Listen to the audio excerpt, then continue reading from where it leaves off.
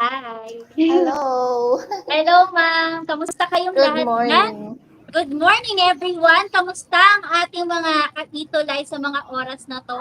Naway po nasa Yes, good mabuti po kayong morning, everyone. kalagayan. Ayan. Tutor Carol, kamusta po ang bakasyon natin? Okay naman. Okay na okay. At least kahit papaano naka-recharge tayo, no? Yes, opo. Teachers. Yun po yung talagang hinaantay natin. At I hope din po, ganun din po ang ating mga learners po sa mga oras na to. Ang ating mga tuties na talaga naman po palagi po palagi natin kasama tuwing Friday. Kaya po, maraming salamat po sa inyong lahat dahil po dyan, nagiging inspired po kami ni Tutor Carol maging mas i-deliver po ang Fundamentals of Accountancy, Business and Management 1 ng may kahusayan at mas masaya. Okay? Mag-e-enjoy tayo ngayong araw na to, Tutor Carol, kasi ang ganda ng ating topic for today. Okay? Yes, Pero no? bago yan, mag-shout out muna tayo, Tutor Carol. Okay, madami-dami na tayong mga viewers, no? At syempre, nandito ang ating loyal viewers, si Vince Panganiban.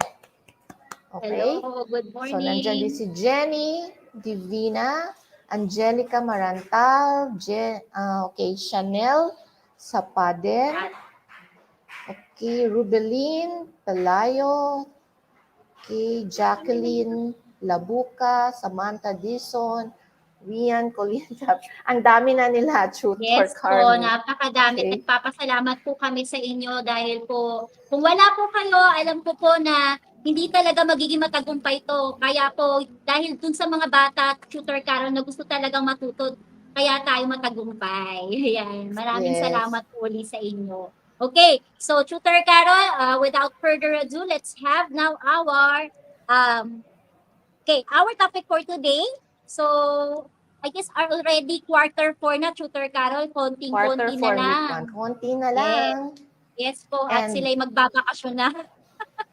our topic Yes. for this week is about adjusting entries, no? And ang daming bata na nagsasabi, ito yung pinaka mahirap na part, okay, Yes. ng ating accounting 1. Okay? Yes. Pero madali lang yan kung talagang iintindihin natin. Yes po. Okay? Okay, sige po. So, for today's objective, we are going to prepare an adjusting entries po. So, yun po ang pinaka-objective natin for today. Kailangan makapag-prepare tayo ng adjusting entries at ano nga ba itong adjusting entries na to? Bakit tayo gumagawa o bakit kailangan pa nagkaroon na nga tayo ng journal entries tapos mag-adjusting entries pa. So, let's have now first review yung mga steps in accounting po, di ba, Tutor Carol, last time. Ano ba yon para magkaroon lang tayo ng konting recall at makita natin po kung ano yung nasa na ba tayo sa process of ng accounting. So, nag-identify tayo at nag-analyzing. Okay? So, we're done with that. Tapos po, Tutor Carol, ginawa pa nating pangalawa. Journalizing. Okay, Yes, so after opo. analyzing, no, we will record now the transactions in the book called journal. And Okay, then, pagkatapos po ng journalizing, posting. we will going to post po yung ating journal doon po sa ating ledger. So that is posting. And then last week po, before the Holy Week, we do the unadjusted trial balance. And for today, we are going to do the adjusting entries. Ayan. Okay. Okay, adjusting entries. Mahirap talaga pag nasa corridor ka. Opo, may konting ingay. Pero okay lang yan. That's the spirit, yung talagang laban lang, ma'am. Laban Okay. lang. Yes, ma'am. Okay, so here we're going to review our past lesson. So the transaction, okay, journalize and post to the ledger the following business transaction. So first we will analyze and then journalize this transaction, and the transaction is this on December 1. Okay, the owner, of course, the owner invested 100,000 to start the business. So let us analyze the transaction. What is the effect of this transaction to our accounting equation? And after that, we will journalize. Okay, so we will record na, okay, the effect in the general journal. Okay, so who wants to answer? Try po ninyo gamitin po natin yung ating mga chat box for the answer. Yes, Pwede po natin lagay na lang dyan, debit, kung ano mang answer, credit, ayan. Then yung explanation. Para po makita namin ni Tutor Carol kung ano na po kayo, you are equipped when it comes to when it comes to journalizing transactions. Ayan. Ika, Tutor Carol, may nang sumagot na po ba? Okay, wala pa. Wala pa akong nakikitang sagot, no? Delay na. Ayan, si Vince sumagot na. Kinumpleto na niya ang sagot actually. The date is December 1. Okay, and then meron siyang debit cash, 100,000. And meron siyang credit capital, 100,000. Okay, and of Wow. course, meron din siyang explanation na to record the owner's investment. Okay, Okay? or initial investment for Yes, business. okay. Basta po Very talaga si naiintindihan. Vince. Very good, Vince. Okay, Very let's good si have. Vince Panganiban. Okay, now, we will transfer now the information from the journal to the ledger. Okay, so we have first here, cash ledger. So this is the cash ledger. So copy-paste lang to. So paano natin yan gagawin? Anong date natin? Is it the date of the transaction or is it the date of the posting? Ano bang ilalagay natin dyan? Yes. Okay, so let's wait for a little while. Sana may mga nag-answer na. Ipo-post na po natin sa ledger ang ating transaction. Yes, okay. Ang ano lang natin dito is kung ano yung information na nakalagay sa general journal, yun lang ang ilalagay natin sa ledger. And this Yes. one particularly cash. Okay, cash ledger. So ano bang information about cash na nakalagay doon? So date. Okay, so ang date dyan. So let us reveal the answer now. Siguro Tutor Carmi, no? So ang Okay. date is yes, December 1. Kung ano ang date na nakasulat and then explanation, dropping to record na, no? Kasi hindi na tayo recording, posting na tayo. Reference from General Journal, page 1. And then, kung saan nakalagay yung amount, sa debit ba or sa credit? So, kung sa debit nakalagay, ilagay din natin sa debit. And then, we'll just forward the balance of 100,000. Kasi, wala namang ibang information walang debit or walang credit. So, forward lang natin yung balance. Okay? Yan. So once done with the posting, you have to put the reference po doon sa inyong general journal. Yes. So, we'll go back nga pala sa reference column ng general journal. And ang Next ilalagay doon ay account number.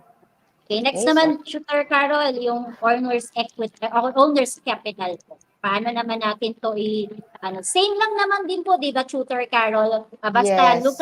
always look at the journal entry. If your journal entry is correct, then there is a possibility also, 100% possibility that your posting to the ledger is also correct. So again, December 1 yan, initial investment for business, and then, of course, General Journal, page 1.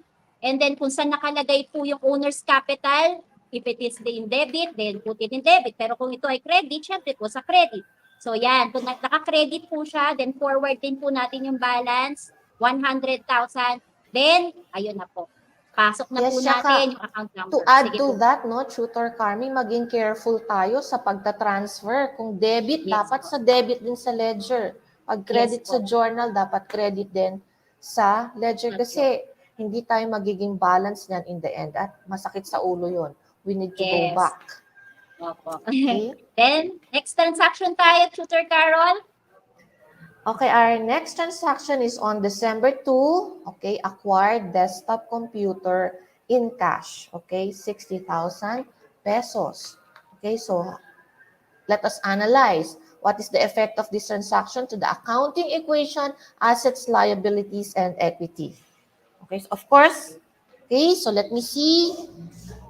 Okay, so, okay. Let's wait a little while for the answer. You can comment down your answers. Okay? Okay, so ang date niyan, Tutor Carmi, is of course the date of the transaction, which is December 2. Then what is the effect? Okay? What is added to your asset, particularly your office equipment? Okay, so meron siya amounting to, okay, debit 60,000 yan. Since nag-increase ang asset mo, particularly office equipment, so ilalagay natin yan sa debit side or debit column. And then, our credit is, of course, cash. Okay? Amounting to 60,000. Credit yan kasi nabawasan ng cash mo. And our explanation is, okay, acquired office equipment or to record, okay, acquired office equipment. Yan. So let us now put na Tutor Carol sa ating post sa ledger. Ayan. Katulad Yes, po ng posting ginawa na ni tayo. Tutor. Opo. Katulad ng ginawa ni Tutor Carol kanina po. Let's have December 2 for the day. And then we just have to copy po yung ating explanation. And then the reference po na nakalagay dito po ay yung ating general journal page 1. So then, of course, kung nakalagay po yan sa 60,000 sa debit, then po, lagay po natin dun sa ating ledger po na 60,000. Then forward na rin po natin ang ating balance. So pagkatapos po niyan, wag po ninyong kakalimutan na i-post din po sa reference po yung kanyang account number po. Ibig sabihin po nun, we're done with the posting to the ledger. Then next to Tutor Carol. Okay, so next account is cash. So we will not make another ledger for cash. We will use the first ledger for cash. Okay, so as you can see, meron na tayong entry on December 1. So ito naman ilalagay natin, December 2. Okay, December 2, explanation natin is acquired office equipment from General Journal page 1. The information is from GJ1. Okay? And then, sa nakalagay sa credit side. So, ilalagay din natin siya sa ledger sa credit side. And now, meron tayong debit at meron tayong credit. So, anong gagawin? We need to subtract that. So, 100,000 minus 60,000 and our ending balance or updated balance is 40,000 pesos. And of course, going back to your general journal, do not forget to put your reference, okay, which is 1-001, the account number of cash ledger. Okay? Next tayo, Tutor Carol. So, as if po, meron na po tayong we're done with the posting and journalizing of all the transactions. Then we are now going to do the trial balance or the unadjusted trial balance, Tutor Carol. Sana po may makasagot nito para makita natin kung nag-retain ba sa kanilang mga isip kung paano ang gumawa ng unadjusted trial balance. Ayan. So medyo madami lang to. Yes, yung information lang dito is, rumbled siya. Halo-halo yan. Hindi siya naka-arrange. Okay, so ang arrangement niyan, pag ita-transfer nyo na siya sa paggawa ng trial balance, arrangement niya is assets, okay, followed by liabilities. Equity, mauuna ang capital bago ang drawings, and then revenue, and then expenses. And of course, the normal balance. Okay? So what is the normal balance of assets? Okay? Sumagot na ba, Tutor Carol, ng mga, kahit po siguro yung total na lang? Yeah, total. Total. Pwede Kahit yung total na lang, tapos papakita namin sa inyo paano kanyang pinaka-itsura kapag tayo yung nakapagawa na ng unadjusted trial balance. Siguro delayed tayo, no? So, kung delayed po tayo dapat advance tayo, Tutor. Okay. So, mag-advance tayo.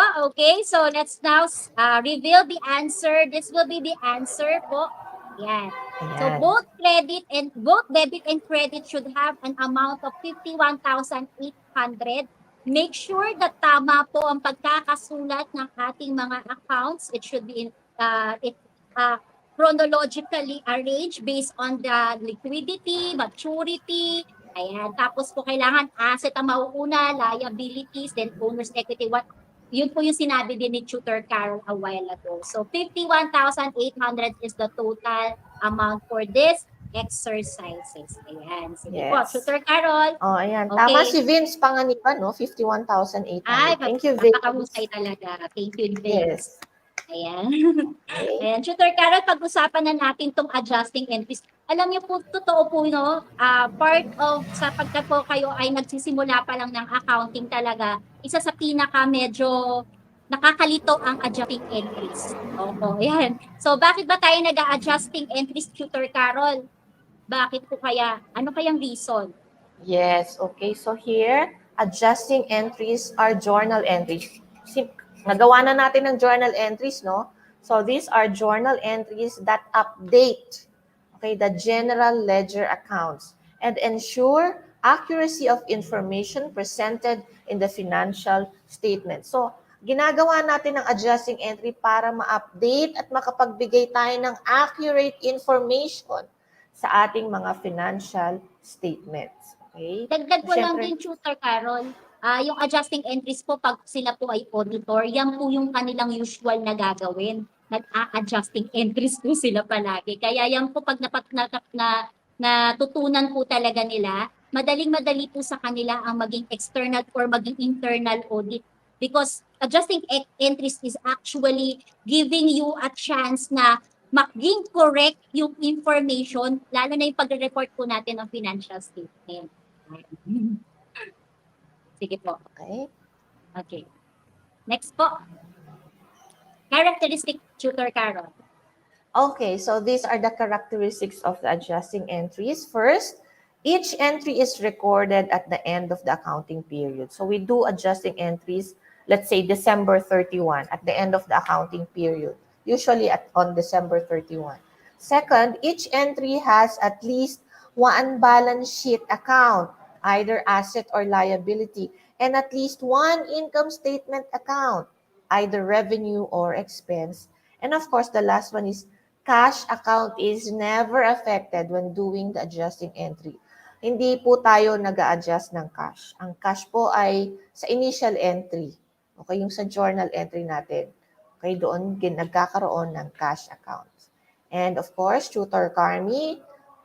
Okay po. So ito po yung mga entries po, adjusting entries na usual po nating kailangan ayusin o kailangan i-check kasi po siguraduhin natin na na-account silang mabuti, na-recognize yung mga expenses po natin, yung mga advance payment po na naging expenses na, yung mga receivables na nakolekta na, yung mga utang na nabayaran na. Dapat ganun po talaga kasi para sigurado po tayo na maging accurate po. Tamang-tama po yung ating financial statement na dahil po sa isang taon lang po kasi kailangan po maayos po talaga at tama yung ating i-report. So ano ba yung mga yon? We have the prepaid expenses. Okay, we have accrued expenses. So mamaya po i-explain naman yan ni Tutor. And earned revenue, we also have the accrued revenue. Okay, mga nakakalituto kasi mga nakapangalang revenue pero parang ang nature nila ay hindi po revenue. Ayan. Tapos yung prepaid expenses na akala natin expense pero yung pala asset siya. So Asset. depreciation and then bad debts. Ayan, yung mga may utang, malalaman na natin kung magbabayad ba sila o hindi magbabayad. Ayan. So let's have prepaid expenses, Ma'am Tutor Carol. Okay, so the first adjusting entries is the prepaid expenses or prepayments to, no, sa ibang mga books. So prepaid expenses are expenses already paid by the company but not yet incurred or used. These are advance payment for an expense. So there are two methods, asset method and expense method. So prepaid expense, advance payment lang ito ni business, okay, sa kanyang mga future expenses. Okay, so let's study the first method, which is the asset method. Okay, so under this method, the advance payment is initially debited as an asset. So pagkabigay nila ng pera, hindi nila ini-expense agad. Kasi totoo naman na hindi pa naman kasi nagagamit. So pinapasok mo nila to as asset. So journal entry upon payment is debit, prepaid expense, and credit cash. Okay? So, paano namin nasabing debit, prepaid expense, and credit cash? Because of yung positioning. Okay? Ang cash ay nasa ilalim and indented. So, ano siya universal ba? Pag alam mo talaga yung standard ng accounting, madali mo siyang maiintindihan kahit isulat mo siya sa blankong papel na walang mga guhit. Okay? So that will be our journal entry upon payment. And at the end of the accounting period, Okay, our adjusting entry will be, okay, debit expense and credit prepaid expense. Okay, the amount, okay, there's a note here. The amount in the adjusting entry represents the expired or used portion of the prepayment. So, ganito kasi yon. Initially, ipapasok mo sa asset. Siyempre, habang lumilipas yung mga araw, ginagamit mo yung mga, let's say, supplies. Okay, supplies, pagkabili mo, like yung small things like bond paper, okay, paper clips, ball pen, okay. Pagkabili mo niyan, ipapasok mo muna siya sa asset kasi hindi pa siya gamit. Okay, hindi pa gamit. Pero syempre, habang lumilipas yung oras, ginagamit mo yung mga bagay na yan, nauubos yan, okay? So, ilalagay na natin siya as expense. So, tatanggalin natin siya from the prepaid expense, okay, ledger, at ililipat natin siya, legit na this time, as expense. Okay? At ang amount na ilalagay natin sa adjusting entry is yung amount na expired or used. Okay, yun ang ilalagay nating amount dyan. Okay? And then, under naman sa ating expense method, the advance payment is initially debited as expense, even if it is not yet used up. Okay, so siguro naisip ni business, no, ay, anyway, mauubos din yan at eventually magiging expense yan. Idiretso na natin yan sa expense. So, journal entry upon payment is debit expense and credit cash. Okay? What if hindi naman siya maubos talaga at the end of the period? So, hindi mo siya pwedeng palagi na lang siyang ilagay sa expense kasi masyadong lalaki ang expense mo at liliit ang iyong income. So, kailangan mong mag-adjust. Ilipat mo yung mga hindi pa gamit sa prepaid expense. So, our adjusting entry at the end of the period, we have debit, prepaid expense, and credit expense. Okay? And there's a note here.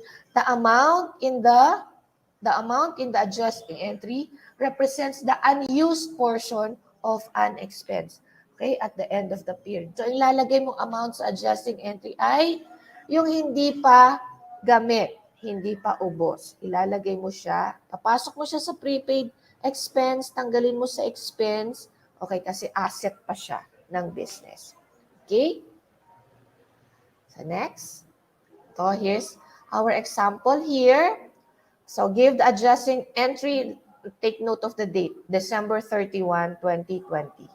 Okay, on July 31, okay, the business paid 49,200 amount of advance office rentals for 6 months. So, yung 49,200 ay for 6 months.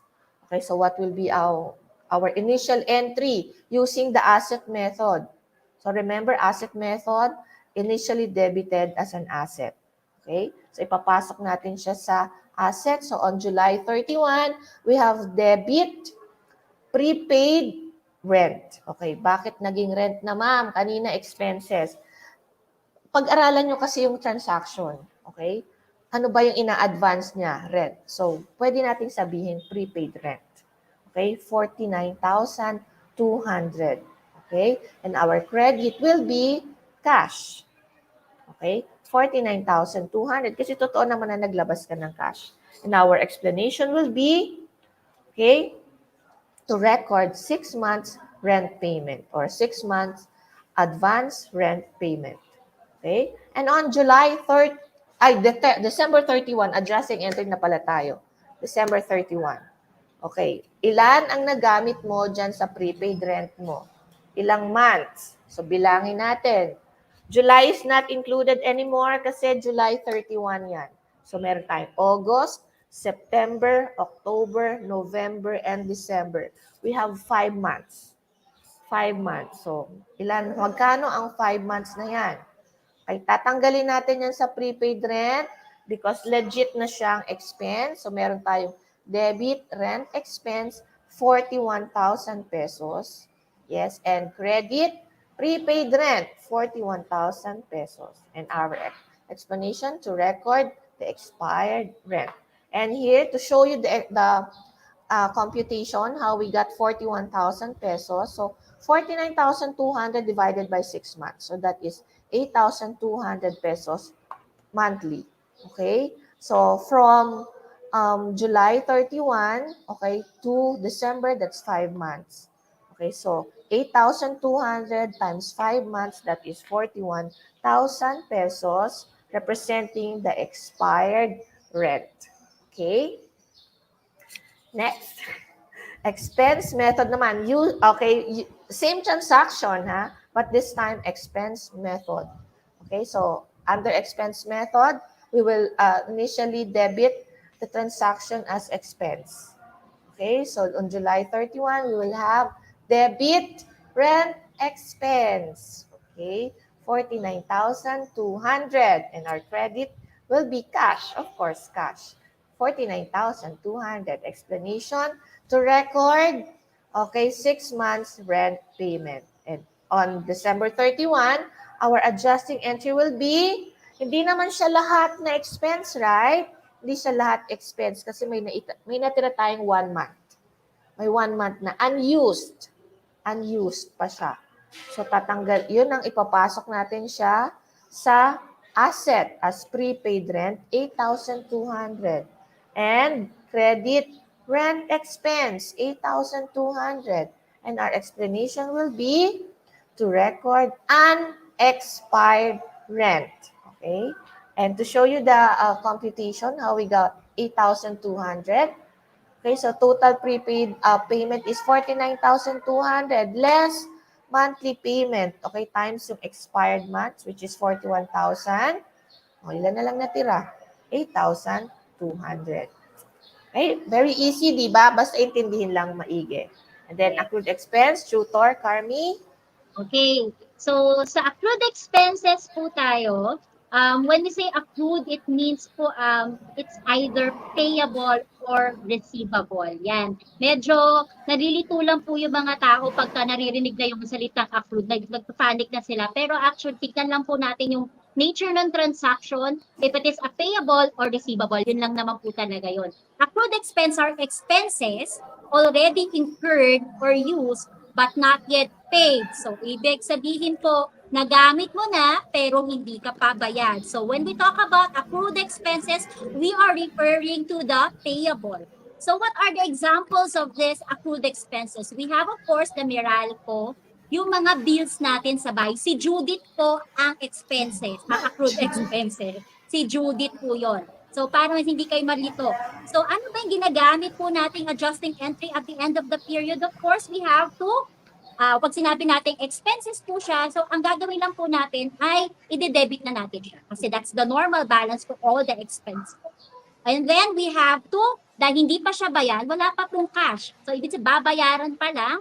So, i-credit po natin yan, so of course, sa accrued expense payable. So, ganun kadali. So, yan. So, kayang-kaya ng ating mga anak yan mag-tutor Carol. Okay, so let's have an example here. So, the instruction is give the adjusting entries on December 31, 2020. So, December 27, the cost of electricity used for the month of December 2020 is 4,000. Okay, yun nagamit niya. So, ibig sabihin, nagamit niya ng December yon, month of December. But, the electricity bill was received and paid in January 2021. So, how are you going to do the adjusting entries for this particular transactions? Siyempre po, do not forget, okay, kailan po siya? Okay, since po na ito ay incurred or it was used during on December 30, December, so yun pa rin po ang aaningin po natin. So ilalagay pa rin po natin na date. So December 31, kahit po binayaran na po natin yan, gagayaran natin ng January kasi ginamit naman natin yan ng December. So ayan. So utilities expense po, 4,000 pesos. And of course, dahil hindi pa nga po bayad, babayaran pa lang sa January 2021. So it is still considered as payable. So that is utilities payable. Okay, credit natin sa utilities payable kasi all kinds of liabilities is considered and also always recorded in the credit side. Tandaan po natin yon. And then to record, of course, the unpaid Meralco bill. Yan.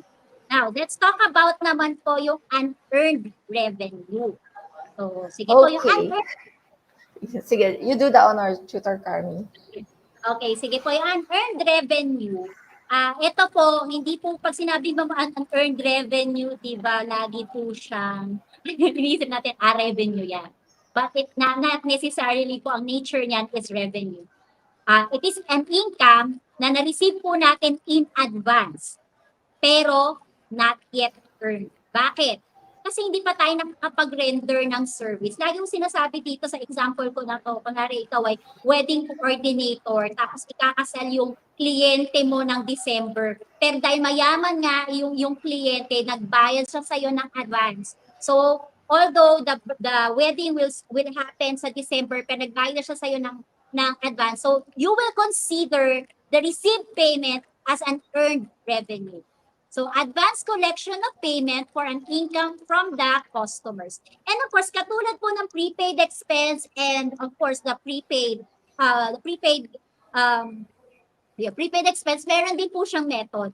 So, we have the liability method and income method. Ayan, Tutor Carol. Sige, so let's have now yung liability.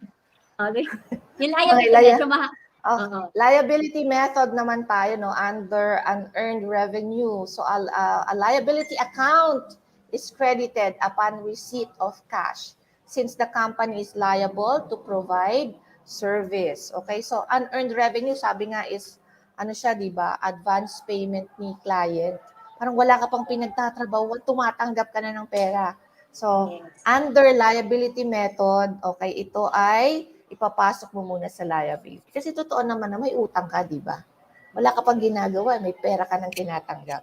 Okay, journal entry upon upon receipt of cash will be debit cash and credit unearned revenue. Unearned revenue is a liability account. Okay, kahit na revenue yan, no? Liability yan. Okay? Kasi nga, utang pa. And then, if services are rendered, adjusting entry will be debit unearned revenue and credit revenue. Legit na tong revenue. So, tatanggalin mo siya sa liability account na unearned revenue, kaya siya nasa debit, at ililipat mo siya sa revenue account. Okay, there's a note here. The amount in the adjusting entry represents the earned portion of the liability. Kasi pwedeng yung unearned revenue ledger mo ay sama-sama, halo-halo siya, 'di ba? So ang ilalagay mo lang sa unearned revenue, debit unearned revenue is yung earned portion of the liability. Okay? So ganun lang siya, madali lang. Sa una lang siya nakakalito. Pero pag talaga na pag-aralan mo at inintindi, madali lang tong mga adjusting entries na to. Okay? Sige, let us see the next one.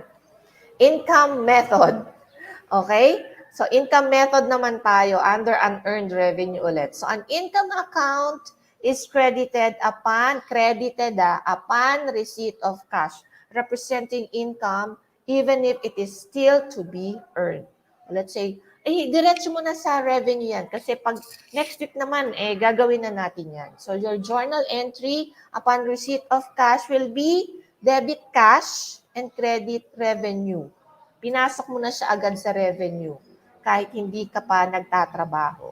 Okay? So, what if, at the end of the period, if services are not rendered, your adjusting entry will be debit revenue. Tatanggalin mo yan sa revenue kasi hindi yan totoong revenue. Kasi wala kang ginawa eh. Okay? Anong mangyayari pag hindi mo yan tinanggal? Lalaki ngayon ang revenue mo, okay, for that particular period. Okay, at hindi ka nagbibigay ng accurate information, right? Okay, so debit revenue and credit unearned revenue. Credit unearned revenue. Ilagay mo siya sa liability account. Okay, so ang note natin dito, the amount in the adjusting entry represents the unearned portion of the revenue. Unearned. Okay, ano yung hindi mo napagtrabahuhan? Okay? So, Tutor Carmi, ang ating mga example. Okay, let's have now our example, unearned revenue. for the unearned revenue, again, tandaan po natin kung ano po yung mga ano natin. So, receive in advance 2-year rent of 120,000. So, nakapag-receive daw po kayo ng 2-year rent, 120,000. So, let's say, of course, we have to put the date, okay, March 1, kung kailan nangyari ang transaction. And then, of course, wag din natin kalimutan na we will going to do the adjusting entries at the end of the accounting period, which is December 31. So, yan. So, dahil nakatanggap po tayo, we are going to receive cash. That's why we debit cash. And then po, unearned rent income. So, ibig sabihin po kasi nito, wala pa naman po kasing advance pa naman, advance payment po ito. So, kung hindi pa siya nakatira doon, so that is considered still unearned po. So, unearned rent income. So, then, we have to record the cash receipt for 2 years. Now, paano na natin gagawin yung for example, December 31 na, no?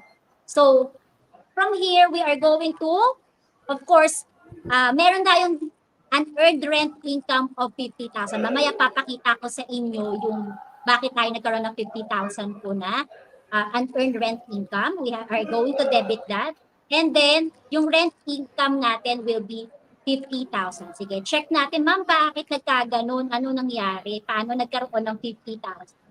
So, to record earned rent income, pagkat po kasi liability, ang nire-recognize po natin is the record earned. To record po yung earned rent income po. Kung ano na yung na-earn natin o yung sinasabi natin, kinita na po na. So, tignan muna natin, yung advance collection natin is 120,000. So, ang ginawa po natin, kinonvert ko po yung 2 years into 24 months. So, ang monthly rent collection po ay 5,000. Okay? So, earn period from March 1 to December 31. Kaya po ibig sabihin, kasama na po yung March 1. Okay? Kasi nag-start po siya ng March 1 eh. So, this March 1 to December 31, 10 months po yan. Kahit bilangin po natin yan, 10 months yan. So, 5,000, okay? Earned portion po, monthly collection times earned period is 5,000 times 10 months, that will be 50,000. That's why ang amount po na-earn na po ng ating business is 50,000. Yan. So, pagdating naman po, what if we are going to use the income method? So, paano naman? Kanina po ang ginawa po natin is yung tinignan natin yung na-earn na, no, doon sa liability. Ito naman po sa income, yung liability naman. Okay? Yung hindi pa na-earn. Okay? Yun ang ating titignan. So, again po, March 1 po yan. December 31 po ang ating adjusting entries. So, cash, 120,000 dahil na-receive mo yung 120,000. And then, you consider that already as a revenue. So, rent income, 120,000. So, to record cash receipt for 2 years rent, and then rent income natin is 70,000. Mamaya papakita ko sa napakadali na lang po. To minus-minus lang ang peg natin dito mga anak. And then, unearned rent income is 70,000. Okay? To record the rent income not yet earned. Okay? So, paano ba nangyari ito? So, advance collection natin kanina is 120,000. Magkano na yung earned portion natin? Diba? That is 50,000. So, the unearned portion, of course, less the earned portion, 120 minus to 50,000, that is 70,000. So, medyo madali lang naman yun. Kayang-kaya nating minus-minus lang, talagang dapat lang alam lang natin, makita lang natin kung ano, matama yung recognition para hindi po magkaroon ng overstatement or overstated or understated financial statement. Okay, let's have now the accrued revenue, Tutor Carol. Okay, so accrued revenue na tayo, no? So accrued revenue is the income already earned by the company but not yet collected. Okay, so nagtrabaho ka na, kabaliktaran naman ito nung kaninang unearned revenue. So this time, accrued revenue, nagtrabaho ka na pero hindi mo pa kinukuha ang bayad or hindi mo pa nako-collect. Payment will be received after services are completely rendered. So meron kasing mga trabaho na portion-portion, no? So hindi po muna binabayaran agad-agad ng nagpapagawa or ng client mo. Gusto niya kapag tapos na lahat, 100% complete na yung trabaho, that's the only time na magbabayad sila. So, your adjusting entry to record an accrued revenue will be debit, receivable, and credit revenue. So, receivable, kasi ilista mo muna. Nakalista Yes. siya na meron kang for collection. Kaya, syempre, credit revenue yan kasi talagang ano siya nagtrabaho ka. May pinagtrabahuhan mo naman yun. Okay? So, okay, so here we have we have example. I'll give the adjusting entries on December 31, 2020. Okay, so ABC Company rents out its warehouse to Mr. Cruz for a monthly rent of 30,000. As of December 31, 2020, Mr. Cruz has not yet paid the rent for the month of December. So, hindi pa siya nagbabayad, no? So, anong meron? So, syempre, ililista mo yun. Kasi December 31 usually ang cut-off, di ba? Kapag gagawa na tayo, magpe-prepare tayo ng financial statement. And gusto natin maisama lahat sa financial statement yung ating mga information. Okay? So our adjusting entry will be December 31. We have debit, rent, receivable. Kasi rent siya. Bakit hindi accounts receivable? Kasi rent. Okay? Pwede niyong palit-palitan yan. Basta importante dyan yung receivable na word. Okay? And then 30,000 and then credit. Okay? Rent income, 30,000. Kasi income mo yan from rent. Renting out the warehouse. And then our explanation is to record, okay, rent income earned. Okay? So, madali lang, Okay. di ba?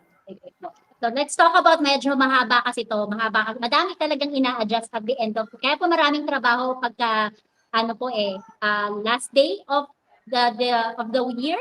Okay, yan po talaga yung bulk ng work ng mga accountant po natin because of the adjusting entries. So, then we will do the depreciation. Ayan, alam naman po natin depreciation expense. Ito po is the portion of the plant asset cost and charge to expense or written off each year. Ibig sabihin lang po ng depreciation, habang po, yung mga binili nating asset po, there is a possibility po na naluluma sila. No? So, habang tumatagal po, itong mga asset natin to ay nagiging expense. Okay? So, this is an expense allotted to wear and tear of property and equipment or PPE, and po yung plant, property and equipment. So usually, there are the asset that is easily depreciated po. Lalo naman na po yung mga planta, yung mga equipment na meron po tayo. Yan po ay talaga na-depreciate. And this is due to the passage of time. Habang ginagamit, syempre naluluma.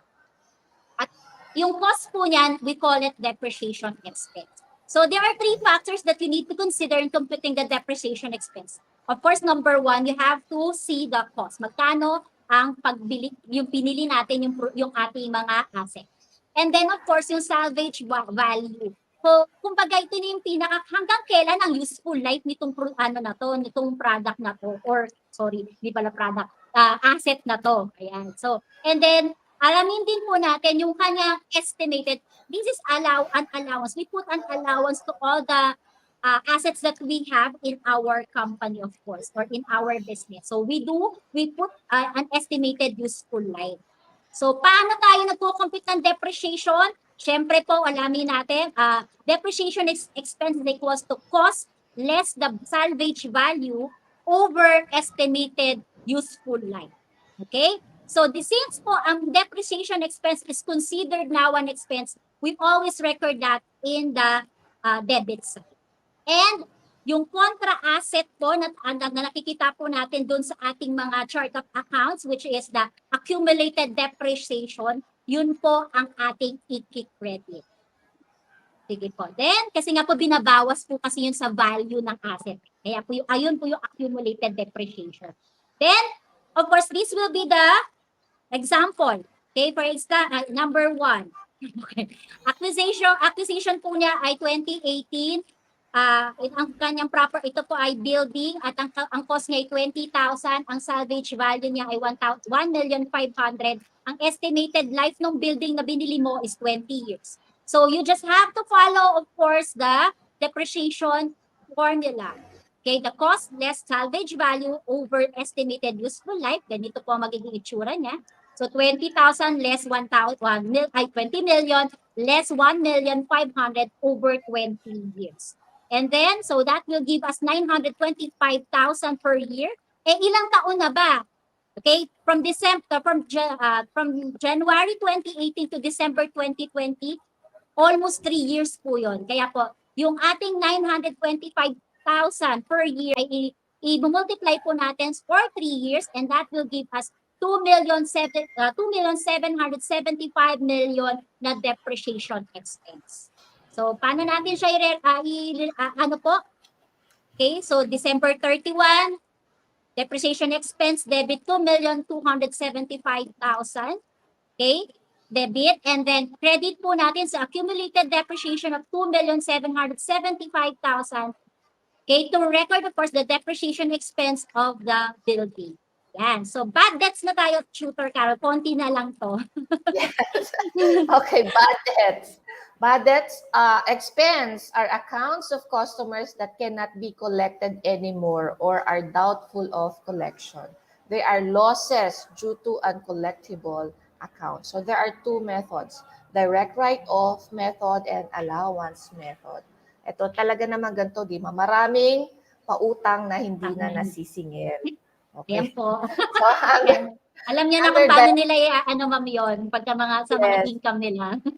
Yes po. So, pag dumating kayo sa ganyang situation, ito ang mga pwede ninyong gawin.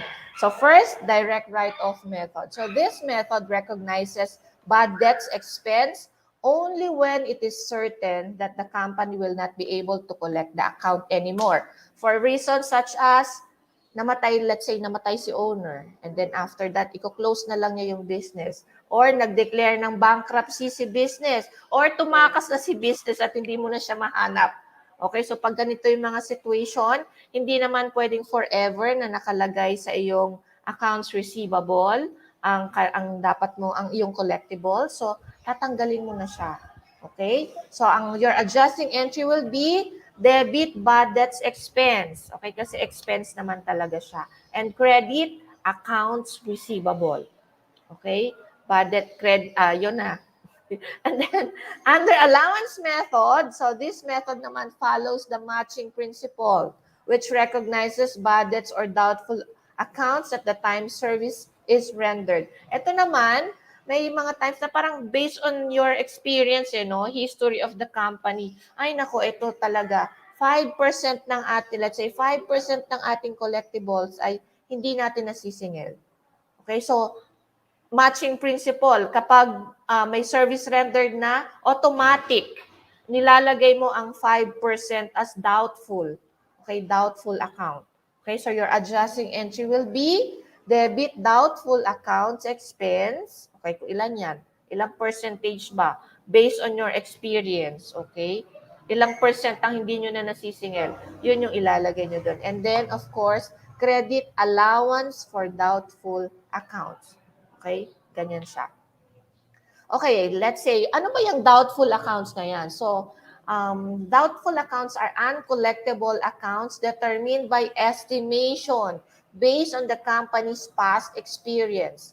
A certain percentage or ratio is derived between the previous bad accounts of the company and its outstanding receivables.